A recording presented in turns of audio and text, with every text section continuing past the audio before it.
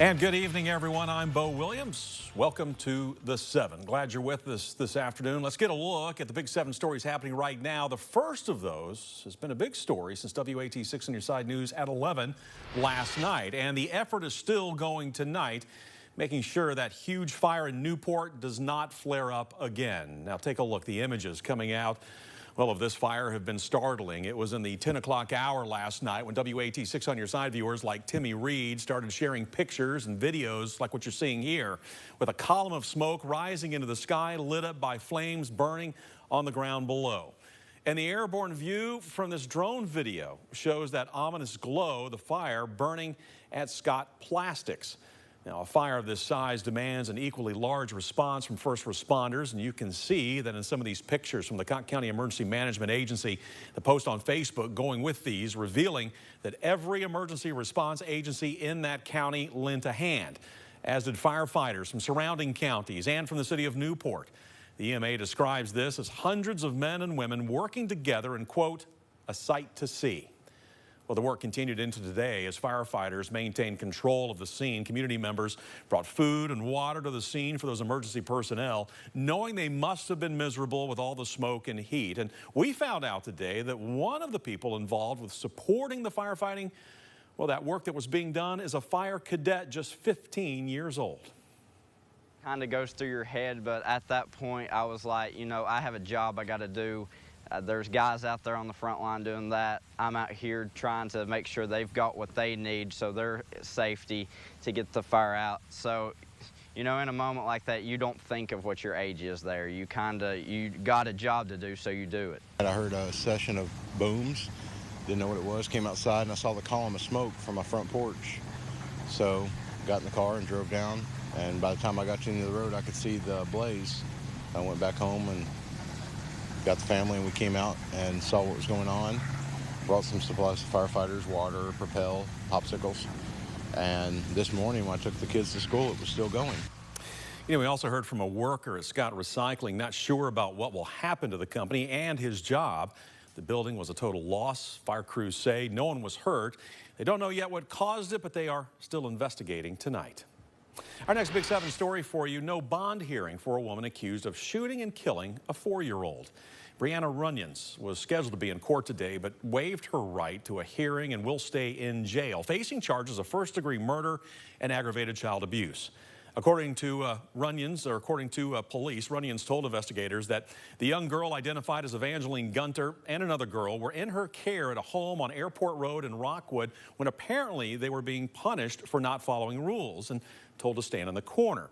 That's when Runyons says that she removed the magazine from her gun, pressed the barrel into the young girl's chest, and pulled the trigger. District Attorney General Russell Johnson sent out a video today explaining more about the charges Runyons now faces. She was charged with a Class A felony, aggravated child abuse, which carries a sentence of 15 to 25 years at 100% under Tennessee's tougher new sentencing laws for dangerous and violent crimes. Also, she was charged under the state's felony murder statute, which is a life sentence if convicted, with a possibility of parole after 51 years.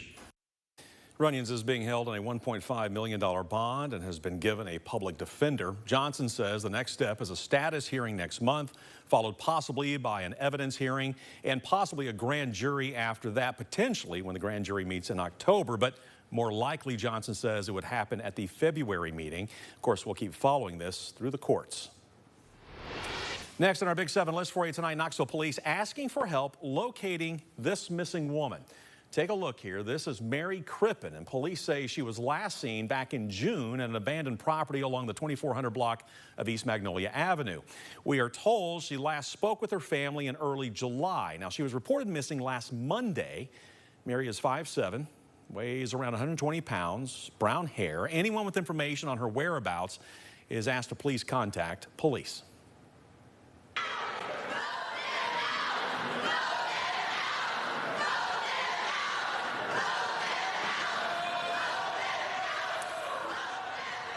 More chaos at the Tennessee Capitol as Tennessee's special session on public safety adjourned earlier today. Our state Capitol reporter Chris O'Brien brings us inside this tense session that spilled from one week into the next with lots of finger pointing and claims of time wasted. It was a fitting and almost poetic way for special session to end today. What was already a powder keg of tension and emotion spilled over onto the House floor Tuesday morning. Special session is over, but not without fireworks. As the House adjourned, Representative Justin Pearson got in the Speaker of the House, Cameron Sexton's face. Two other representatives then bumped Pearson out of the way. He started to yell and scream as though we had done something. Representative Jones was pushed by Representative Sapicki as well. We're holding signs and demanding that we protect kids and not guns. Security put their hand on the back, which knocked me forward, and I can't remember, there's a photographer, when you look at it, that was to my left. And so we moved right, and then at that point we keep walking, and then you have Representative Pearson that comes in and pops me from the right side. I asked Sexton what he said to Pearson in that moment. I told him, don't bump me. It was a fitting end as it put a bow on 6 days of arguing, tension, Cold War, an ostrich egg, and only 4 bills actually getting passed.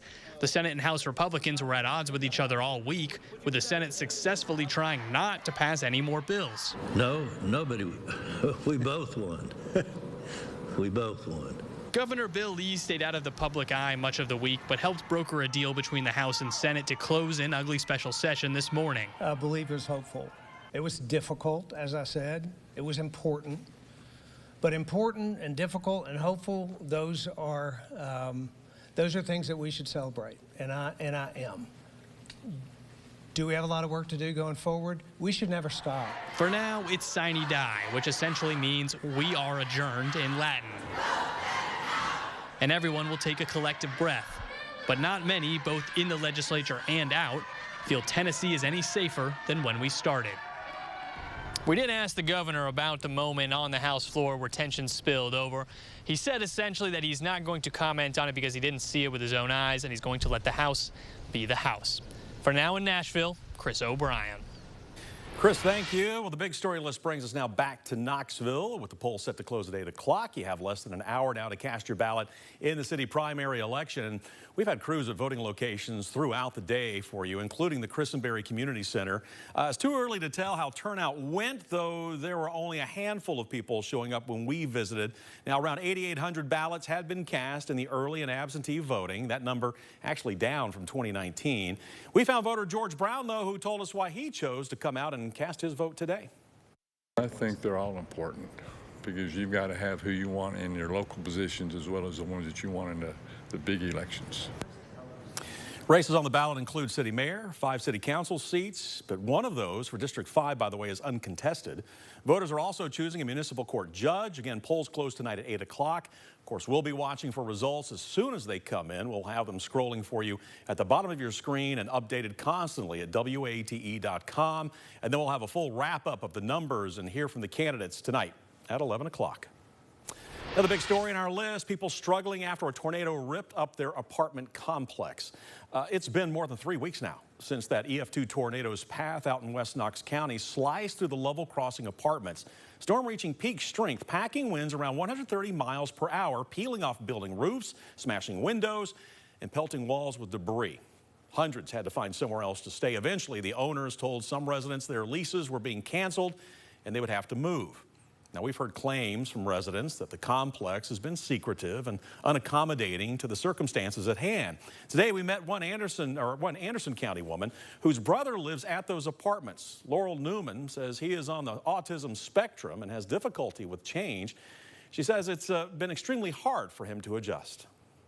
And I feel like they've been very secretive and not open to not only the residents, but the public, and the individuals who are having to help move. We have reached out to level crossing management on multiple occasions, including again today. So far, we have not yet heard back. And our last big story, Big Orange